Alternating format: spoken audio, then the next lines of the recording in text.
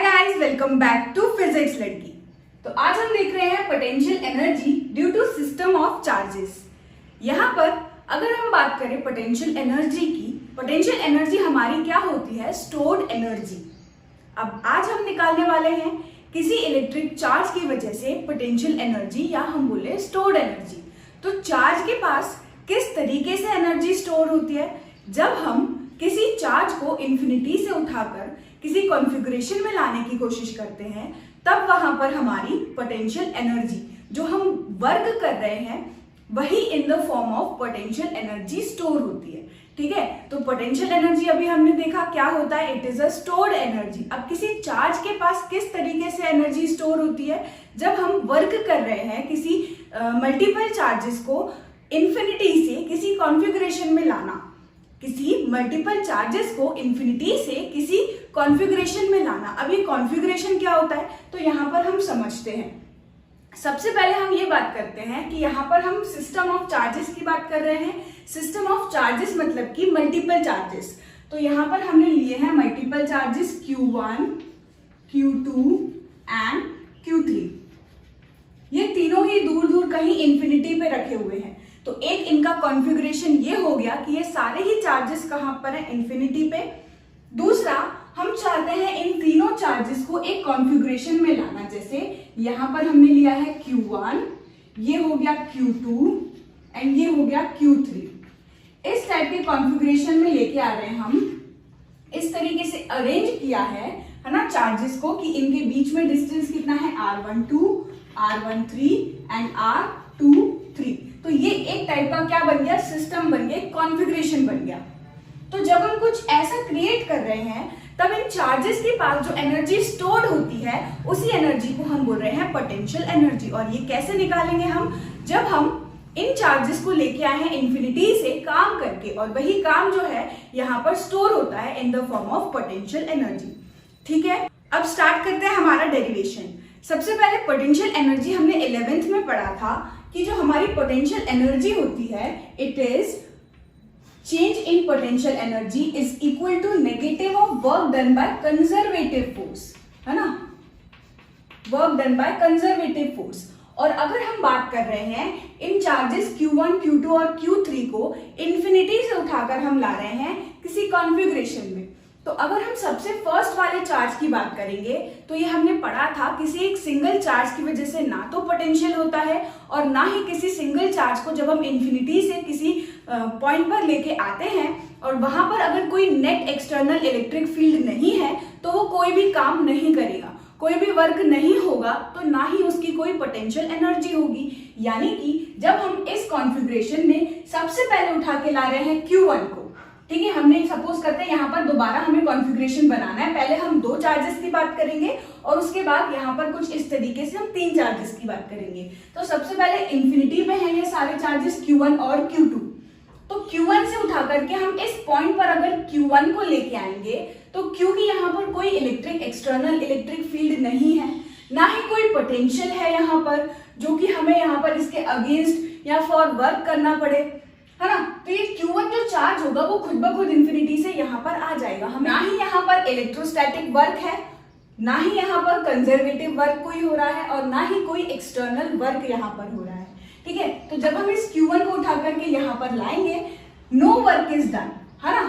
तो अगर कोई वर्क ही नहीं हुआ, तो Q1 को वहां से यहाँ पर उठा के लाने के लिए जब वर्क ही नहीं हुआ, तो जो पोटेंशियल एनर्जी होगी वो भी यहाँ पर कैसी होगी? 0, है ना? तो हम लिख सकते हैं, जब हम Q1 को वहां से इस पॉइंट पर उठा के लेके आएंगे, no work is done, no work is done, hence no potential energy.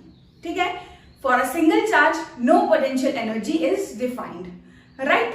अब हम क्या कर रहे हैं, क्योंकि Q1 अब ऑलरेडी उस पॉइंट पर आ चुका है, अब हम इस Q2 चार्ज को इंफिनिटी से उठाकर ला रहे हैं, और Q1 से कितने डिस्टेंस पर ला रहे हैं? R12 डिस्टेंस पर ला रहे हैं। ठीक है, अब हम सेकेंड वाले चार्ज Q2 को उठा करके Q1 से कितने डिस्टेंस पर रख रहे हैं? इसको R12। लेकिन अब जब हम इस Q2 चार्ज को उठा करके इस पॉइंट पर रख रहे हैं, लेट अस सपोज ये पॉइंट हमारा क्या है? P, right? तो इस Q2 को उठा करके अगर हम यहाँ रखेंगे, तो हमें क्या करना पड़ेगा? यहाँ पर पहली चीज क्योंकि ये भी पॉजिटिव ले लिया हमने और ये भी पॉजिटिव ले लिया, तो पॉजिटिव पॉजिटिव चार्ज एक दूसरे को क्या करेगा, रिपेल। पॉइंट पर हमें Q2 को उठाकर लाना है। अब Q1 भी पॉजिटिव, Q2 भी पॉजिटिव, तो ये दोनों एक दूसरे को क्या करेगा, रिपेल करेगा, यानी कि इस चार्ज की वजह से इलेक्ट्रोस्टैटिक फोर्स लगेगा, फोर्स ऑफ रिपल्शन, वो भी किस डायरेक्शन में, उस डायरेक्शन में। यानी ये इस तरफ हो गया हमारा force due to electric field, ठीक है। अब अगर हम यहां पर देखें तो force due to external force, और वो हमारा होगा फोर्स कौन सा, एक्सटर्नल फोर्स, और धीरे धीरे हम इस चार्ज को उठा करके कहां लेके आएंगे, P पॉइंट पर। तब हमें यहाँ पर क्या करना होगा, एक्सटर्नल वर्क करना पड़ेगा, और जो एक्सटर्नल वर्क करके हम कुछ डायरेक्शन में, इस डायरेक्शन में हम यहाँ पर लेके आ रहे हैं, वही वर्क स्टोर होता है उस चार्ज के पास in the form of potential energy. तो जब हम Q2 को उठा करके यहाँ P पॉइंट पे लेके आए तो हमें वर्क करना पड़ रहा है, और वही वर्क स्टोर हो रहा है इन the form of potential energy, ठीक है। अब क्योंकि यहाँ पर हमने पढ़ा था कि change in potential energy is equal to negative of conservative force, लेकिन यहाँ अगर हम देखें कि अगर हमारा वर्क कैसा है, उस डायरेक्शन में है, नेगेटिव है, तो अगर हम इस तरफ वाला लेंगे तो डिस्प्लेसमेंट भी हमारा पॉजिटिव है और फोर्स भी हमारा इसी डायरेक्शन में है, यानी कि यहाँ पर अगर हम देखें और वर्क डन निकाले तो वो जो वर्क डन यहाँ से हमारा निकलने वाला है वो कैसा होगा, पॉजिटिव होगा, ठीक है। फॉर रिपल्शन जो पोटेंशियल एनर्जी होगी वो भी कैसी होती है, पॉजिटिव होती है, ठीक है। इस पॉइंट को मैं अभी दोबारा रिवाइज करवा दूंगी, लेकिन यहाँ पर अभी आपको क्या समझना है कि आपका नेगेटिव ऑफ कंजर्वेटिव फोर्स, यानी कि negative of work done by electrostatic force is equal to work done by external force, ठीक है। यानी कि हम लिख सकते हैं potential energy final minus potential energy initial is equal to work done by external force. तो हमें यहाँ पर क्या लेना है, सिर्फ और सिर्फ वो वर्क लेना है जो कि हम खुद कर रहे हैं, यानी एक्सटर्नल वर्क कर रहे हैं, जब चार्ज को इंफिनिटी से उठाकर इस P पॉइंट पे लेके आएंगे। It is the work done against electrostatic force. तो हमें पोटेंशियल एनर्जी के लिए वही वर्क लेना है, एक्सटर्नल वर्क लेना है। तो यहां से हमें मिला U final minus U initial is equal to work done by external force, ठीक है। अब अगर यहाँ पर Q2 को उठा के ले आए, ठीक है, और अब हमें इस पूरे सिस्टम की क्या चाहिए, पोटेंशियल एनर्जी।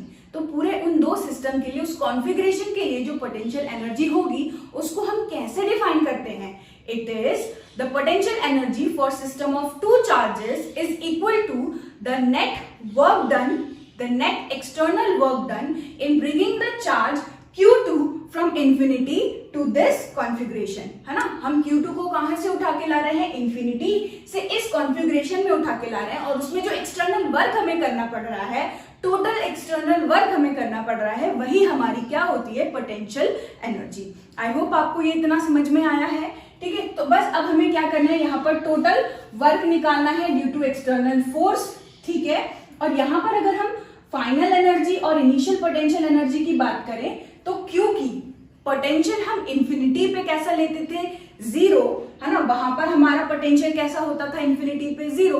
तो उन दोनों चार्जेस अगर इनिशियल उसके कॉन्फ़िगरेशन की बात करें तो दोनों Q1 और Q2 कहाँ थे, इंफिनिटी पे थे, और अगर वो इंफिनिटी पे है तो उनका पोटेंशियल भी जीरो होता है, और जो उनका नेट पोटेंशियल एनर्जी होगा वो भी कैसा होगा, जीरो। यानी कि U इनिशियल की जगह पर हम क्या लिख सकते हैं, zero.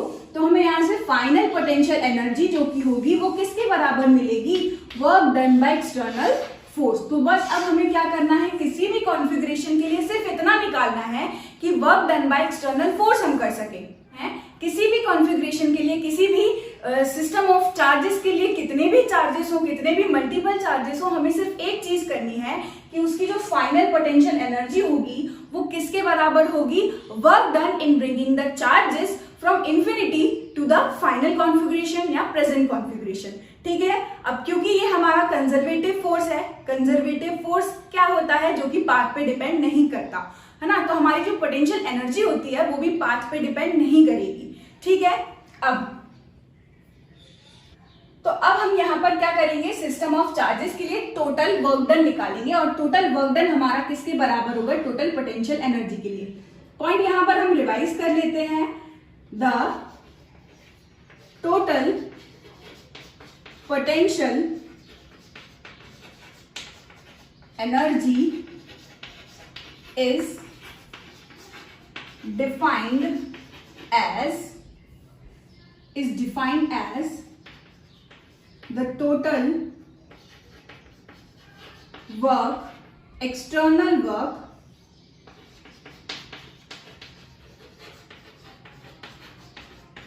done in bringing the charges from infinity to present configuration.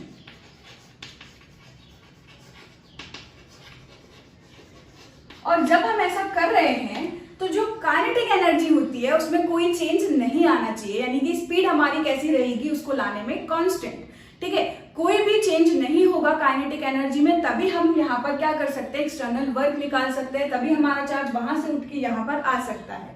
ठीक है, और तभी हमारी जो पोटेंशियल एनर्जी होती है फाइनल, वो किसके बराबर होगी, work done due to external force.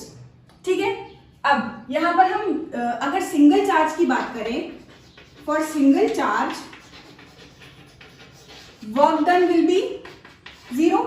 जब हम Q1 को इंफिनिटी से उठाकर सबसे पहले लेके आए तो क्योंकि वहां पर कोई एक्सटर्नल फील्ड नहीं है तो ना ही कोई रिपल्शन होगा ना ही कोई अट्रैक्शन होगा, वो चुपचाप आकर के बैठ जाएगा। ठीक है, तो यहाँ पर हमें कोई भी काम नहीं करना पड़ा, और जब कोई भी काम ही नहीं करना पड़ा एक्सटर्नल, तो जो पोटेंशियल एनर्जी होगी वो भी क्या हो जाएगी, 0। So work done is 0, therefore the potential energy for a single charge is also 0। ठीक है, अब अगर हम बात करें Q2 को उठाकर ला रहे हैं इस पॉइंट पर, जो कि कितना डिस्टेंस है, R12, है ना।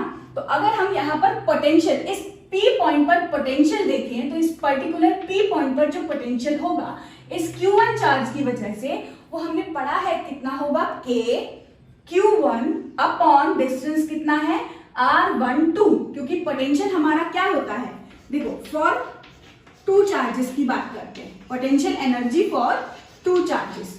तो इसमें अगर हम देखें again work done by first वाले चार्ज की वजह से कितना होगा, 0। अब हमें निकालना है work done by second charge, तो हमें वर्क कैसे निकालेंगे, हमारा जो वर्क होता था वो किसके बराबर होता था, Q times the potential at that point.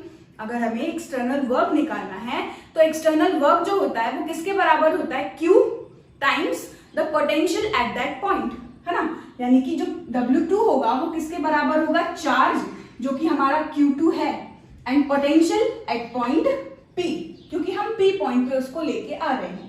तो हम यहाँ पर, अच्छा ये कहाँ से आता था, हमने पढ़ा था डेरिवेशन किसके लिए, पोटेंशियल निकालने के लिए, इलेक्ट्रिक पोटेंशियल हमने पढ़ा था, है ना, और पोटेंशियल का डेरिवेशन हमने निकाला था, तो वहां से हमें मिलता था जो एक्सटर्नल वर्क है वो किसके बराबर होता है, चार्ज टाइम्स दी पोटेंशियल। ठीक है, तो यहां से हम लिख सकते हैं कि W2 is equal to Q2 into Vp, और पोटेंशियल एट पॉइंट P हमारा क्या होता है, KQ बाय R। तो K चार्ज कितना है, Q1 अपॉन डिस्टेंस कितना है, R12। इस वैल्यू को यहां पुट करेंगे तो हमारा वर्क कितना आ जाएगा, Q2 K Q1 Q2 upon R12। ठीक है, अब नेट अगर पोटेंशियल एनर्जी निकालें इन दोनों ही चार्जेस के लिए तो नेट पोटेंशियल एनर्जी हमारी कितनी निकल के आ जाएगी, W1 प्लस W2, क्योंकि हमारी डेफिनेशन यही तो कह रही है total external work done in bringing the charges from infinity to the present configuration. तो यहां से हमें मिलेगा W1 प्लस W2। अब वर्क डन इन फर्स्ट हमारा कितना है, ब्रिंगिंग फर्स्ट चार्ज 0, और सेकेंड चार्ज को जब ला रहे हैं तो वर्क कितना है, K Q1 Q2 upon R12। यही हमारी क्या हो गई, total potential energy for system of 2 charges. कितनी आई, K Q1 Q2 upon R12। अब अगर हम बात करें 3 चार्जेस के लिए तो हम लिखेंगे for 3 charges, for 3 charges. Again जब हम फर्स्ट वाले चार्ज को लाएंगे तो वर्क डन कितना होगा, 0। सेकेंड वाले को लेके आएंगे तो कितना होगा वर्क डन, जो अभी हमने निकाला, K Q1 Q2 upon R12। अब जब हम थर्ड वाले को लेके आएंगे तो यहां पर सपोज करते हैं थर्ड वाले को इस पॉइंट पे लेके आए हैं जो कि है हमारा पॉइंट R। ठीक, इंफिनिटी से इस पॉइंट पर लेके आए हैं हम, ठीक है, इंफिनिटी से इस पॉइंट पे लेके आए, तो इस R पॉइंट पर जो पोटेंशियल होगा वो दोनों ही चार्जेस के लिए वजह से होगा। आर पॉइंट पर जो पोटेंशियल होगा, टोटल पोटेंशियल, वो इन दो चार्जेस की वजह से होगा, Q1 की वजह से भी होगा और Q2 की वजह से भी होगा। तो यहाँ पर अगर हम पोटेंशियल की बात करें यानी कि VR निकालें तो पोटेंशियल एट R हमारा क्या हो जाएगा, K Q1 अपॉन R13 की वजह से होगा। यानी यहाँ पर पोटेंशियल किसकी वजह से होगा, फर्स्ट वाले चार्ज की वजह से। पोटेंशियल का फॉर्मूला KQ बाय R। तो अगर चार्ज हमारा Q1 है, यहां से डिस्टेंस अगर हमारा R13 है, तो जो पोटेंशियल होगा Q1 की वजह से R वाले पॉइंट पर वो कितना होगा, KQ1 अपॉन R13। अब सेकेंड वाले चार्ज की वजह से बात करें पोटेंशियल एट पॉइंट R, तो यहां से डिस्टेंस सपोज कर लेते हैं कितना है, R23 और चार्ज हमारा कितना है, Q2। तो हम लिखेंगे KQ2 अपॉन R23।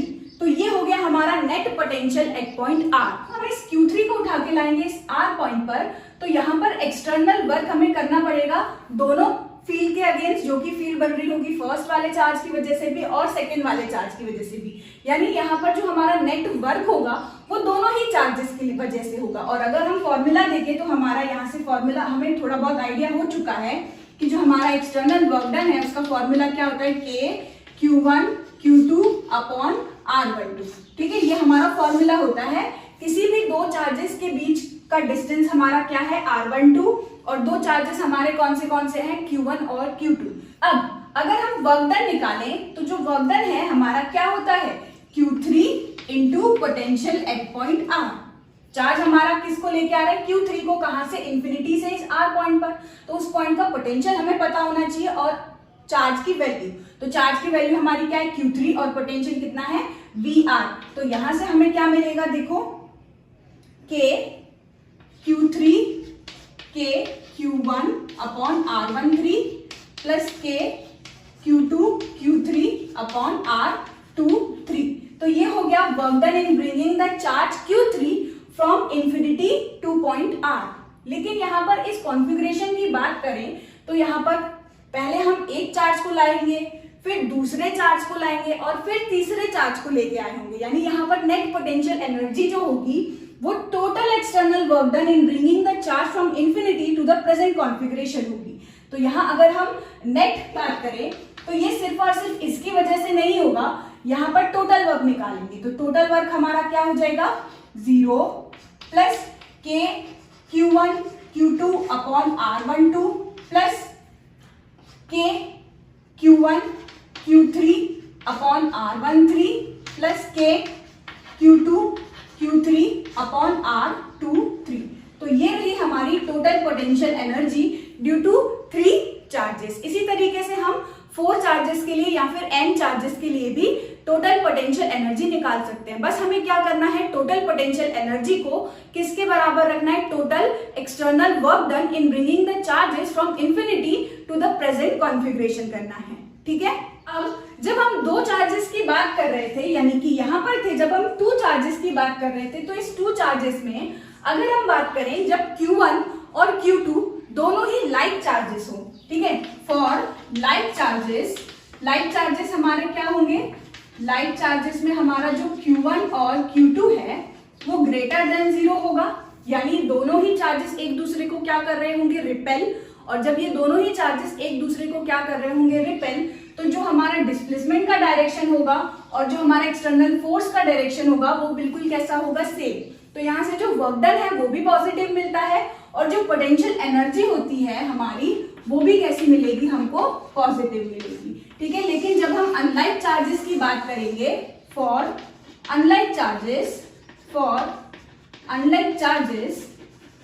चार्जेस के लिए एक पॉजिटिव और एक नेगेटिव, तो जो हमारा प्रोडक्ट होगा वो हमारा कैसा होगा, 0 से छोटा, यानी Q1 and Q2 is less than 0। ठीक है, तो इस कंडीशन में जब हमारा Q1 अगर कैसा होता नेगेटिव और Q2 हमारा कैसा होता पॉजिटिव, तो ये तो खुद ब खुद अट्रैक्ट होता, तो हमें जो वर्क है वो एक्सटर्नल वर्क कैसा करना पड़ता है, इन ऑपोजिट डायरेक्शन।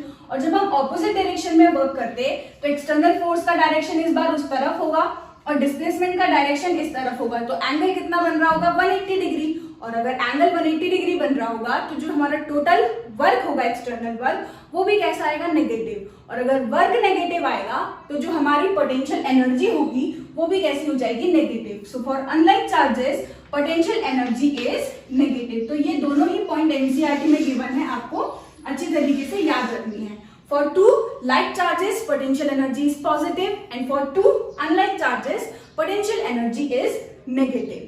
ठीक है, तो यहीं पर खत्म होता है ये topic. Thank you so much for watching this video. इससे रिलेटेड अगर आपको नोट्स चाहिए, क्वेश्चंस चाहिए, तो आप नीचे दिए गए टेलीग्राम चैनल को ज्वाइन कर सकते हैं। डिस्क्रिप्शन में मैंने टेलीग्राम चैनल की लिंक डाल दी है। मिलते हैं नेक्स्ट वीडियो में।